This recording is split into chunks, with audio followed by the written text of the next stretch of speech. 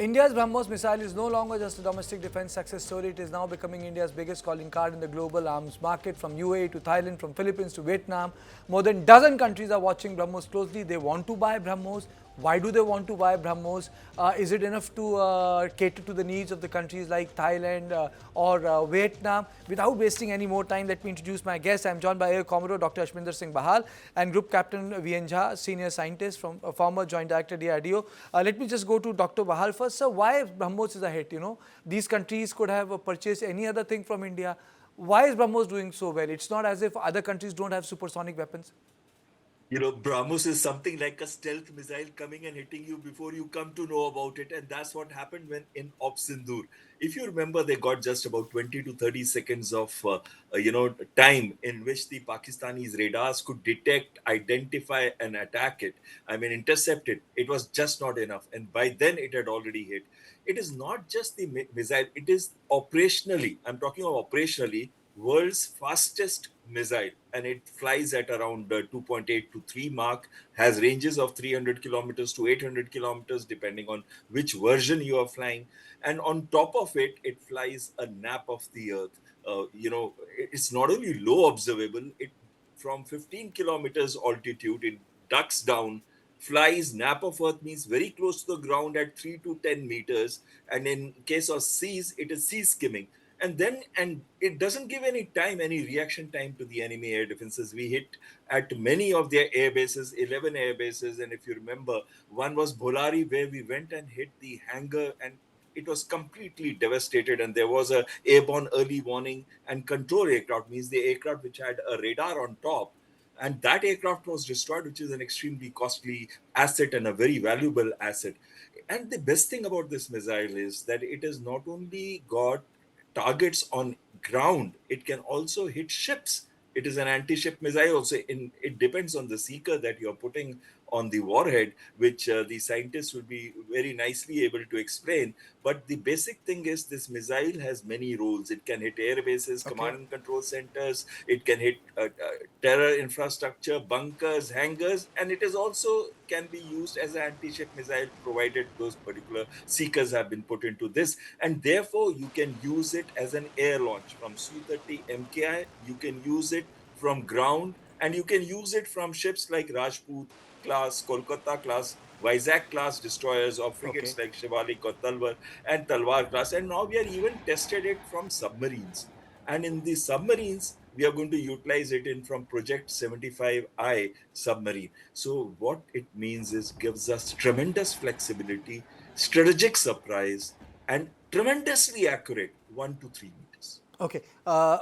Mr. Zah, my question is, why have we been able to achieve this sort of a success for BrahMos and not for other military products? Not for other military products. Karthik, Karthikeyan, in case if there is Sindoor 2, you will be surprised to know there are many missiles on the wings which is waiting, desperately waiting to gain that fame. To start with the least, Prahar, Pralay, Rudram, Shaurya, Nirbhaya. You can continue naming this. I'm just talking of the ground-based missile, which or air-based missile, which is picking up the surface target.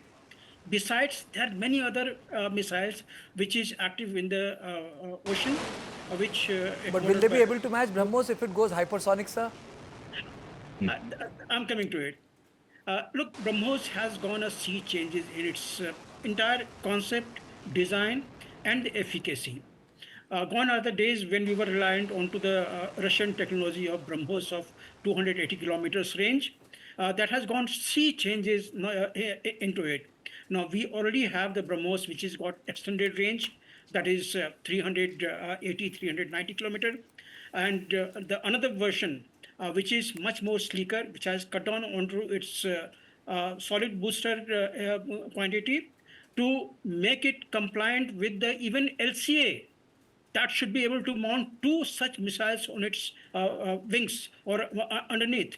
So it is undergoing the changes into it, which is virtually making it, much more difficult for any enemy to judge it. And what you prompted, if it can go hypersonic. Look, if you change the RAM engine inside the BrahMos, with the scramjet. Well, you are already there. What is the difference between a ram engine and a scramjet engine, sir?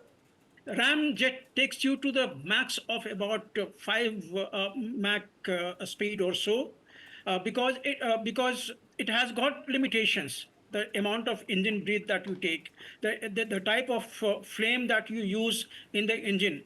So all those things make a difference. And the scramjet engine, which we have already tested, and we have tested for a long duration of time also, that can continue working even at 20 Mach speed. Now you imagine that we have an aircraft airborne or from the ground surface, which a Komodo was trying to tell you that it just gives you some seconds. Maybe in the ideal circumstances, it can give enemy about 2.5 minutes or so in the ideal circumstances where there is no obstruction to the radar. So that is the best condition scenario. But otherwise, as he told you, it gives you just about 20-30 seconds time in which no air defense system can track it and destroy it. So now think of the scramjet engine. Now think of 10 Mach, 20 Mach missile coming to you. It doesn't give you, you can just blink